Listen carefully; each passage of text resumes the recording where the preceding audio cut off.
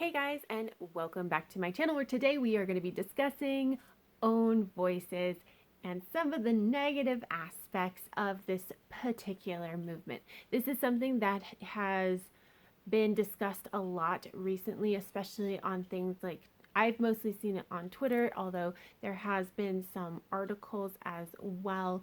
But people have been pointing out some of the negative things with the own voices, and I wanted to talk about it a little bit today. So, for anybody who does not know what own voices is, it's really just that there's a story with a main character that is part of a particular minority group, and the author also happens to be part of that minority group. Now, a lot of readers, especially YouTubers and people who are trying to be supportive, really enjoy specifically getting own voices stories. Why? Well, because a lot of us like to support diverse authors, either because they're from our own community or because we want to make sure that we are uplifting people who have been historically barred from the publishing industry and even still frequently find it very difficult to break in and to stay into the publishing industry. And or sometimes it's because adding new authors with differing world views can often breathe life into, stale genres. I feel this very strongly with the fantasy genre, that it had gotten very stale, and we are getting so many new and interesting stories because of the different people that are now being allowed to tell their stories. And a lot of us also like to support books that have diverse characters. Why? Well, because maybe it's somebody who is in a community that we are also a part of.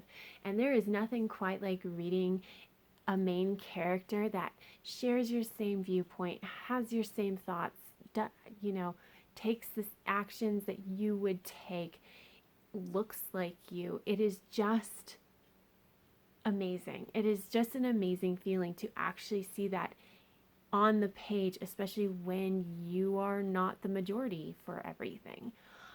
It could be that you like to learn about other cultures, and reading books is a great way to do that.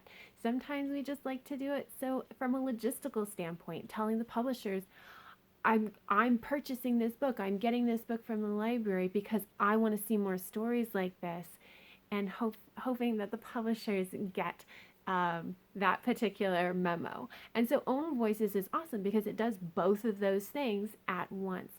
But also, Own Voices stories also tend to have that ring of authenticity to them.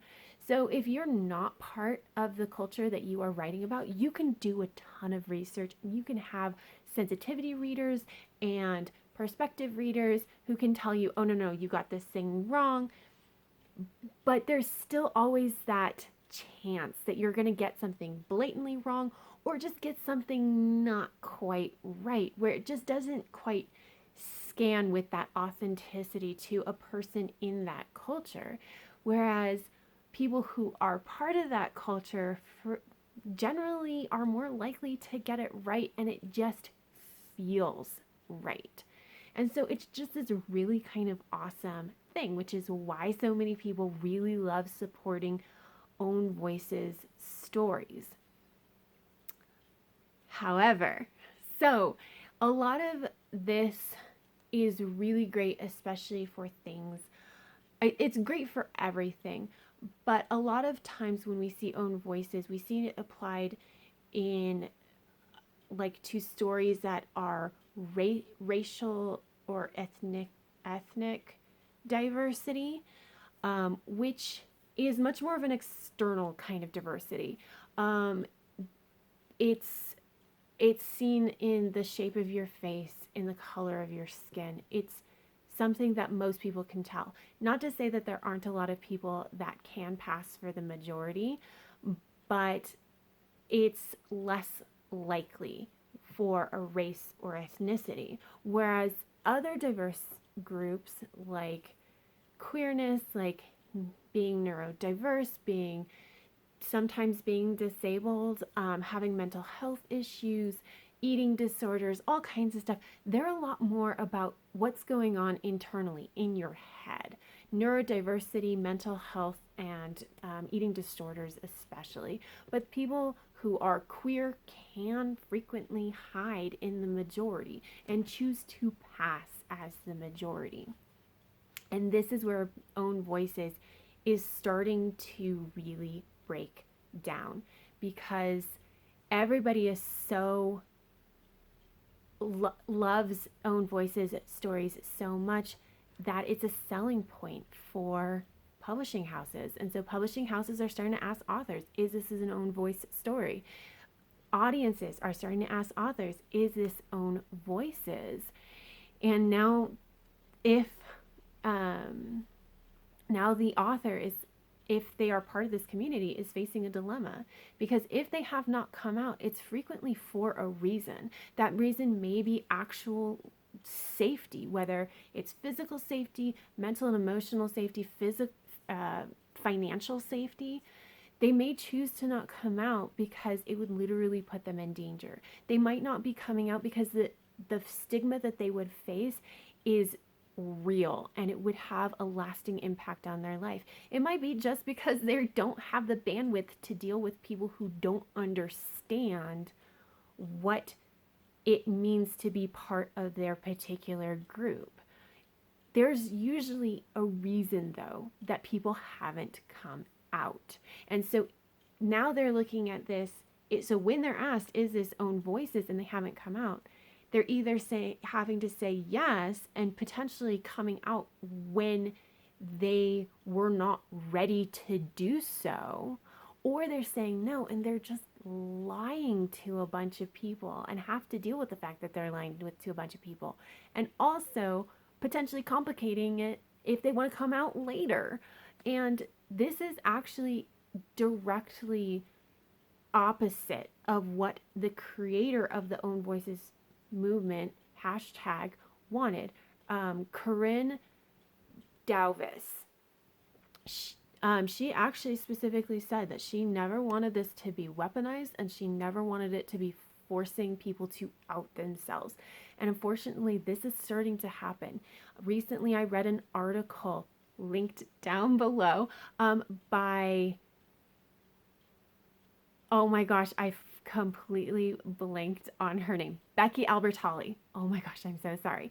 Becky Albertalli, who is the author of Simon versus the Homo Sapien Agenda, and which is now also a movie called Love, Simon.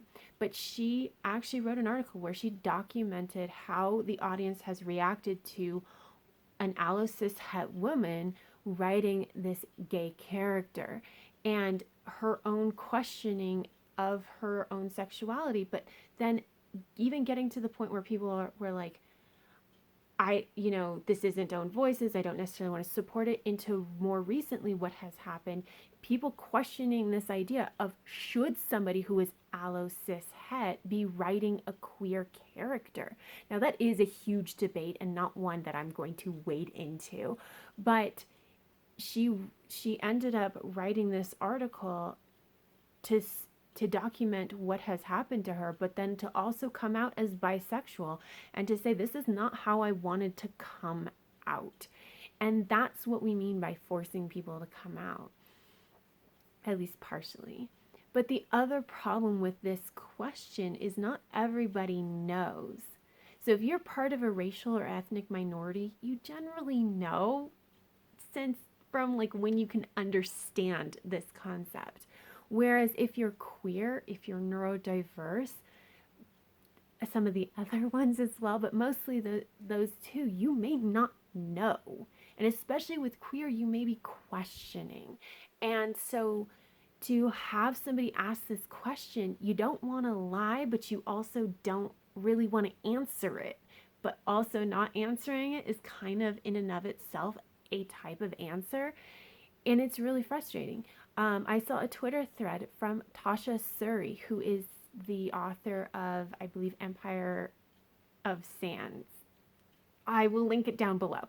And I'll link the Twitter thread down below as well. But she specifically said, I didn't I avoided putting queer characters into my book because I did not want to be asked this question of, is it own voices? Because it was not safe for me to be out. So now it's affecting the amount of diversity that we have in our books, and that is not okay. It's not okay. People should never feel like they have to come out as whatever they are, diversity wise, so that people will actually read the book, so that people feel like they're allowed to write those characters. And if people have decided, if we as an audience have decided that the only people who are allowed to write books from the perspective of a minority is somebody in that minority, well, first of all, that completely ignores the fact that people who are not in that minority can write a beautiful, touching, heartfelt book that resonates with the community. But also, it just means there's going to be a dearth of diversity, because it's going to rely on people being able to be out safely, wanting to do so, and then also writing those characters. And for those three things to match up is just going to be hard. And we're going to, if we continue to push that idea that you have to be within that minority and you have to be out and proud about it to be able to write those characters, the amount of diversity in our books is just going to go down. And that's something I really, really don't want to see, because the reality is we have this, as readers, we have gotten behind this movement of own voices, and we got behind it because we wanted to uplift these authors and uplift these stories. But we've gone so far past that point that now we're penalizing those same people that we want to uplift.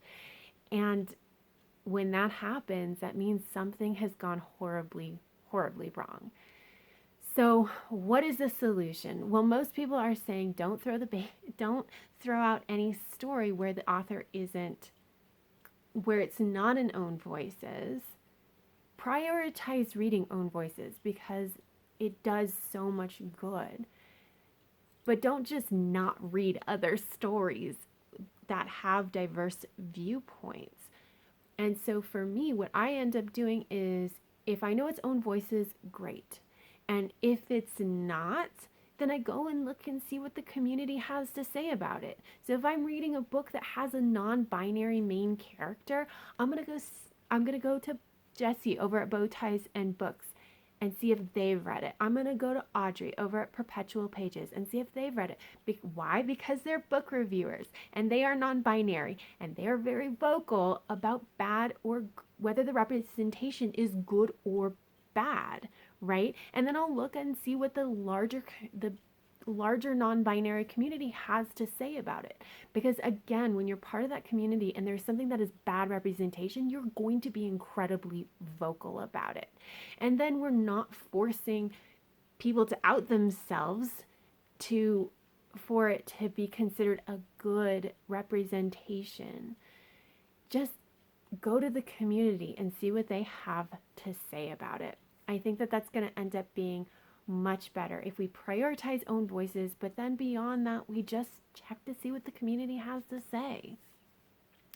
But that's it, you guys. I really kind of wanted to talk about this because I do think it is an incredibly important thing. It's been something that's been on my mind for actually since the beginning of the year, and how everything just kind of crystallized as of late when I was reading this Twitter thread from Tasha Suri, as well as the article from, I just forgot her name, Becky Albertalli. Oh my gosh, cannot remember her name for whatever reason. But again, I'll link everything down below that I found that I saw. And just remember, this is a very broad viewpoint on what is going on in these discussions. And if you want to dive in further, it is very, very interesting. But that is all I have for you. So until next time, guys, have happy reading, and I will see you in the next video. Bye.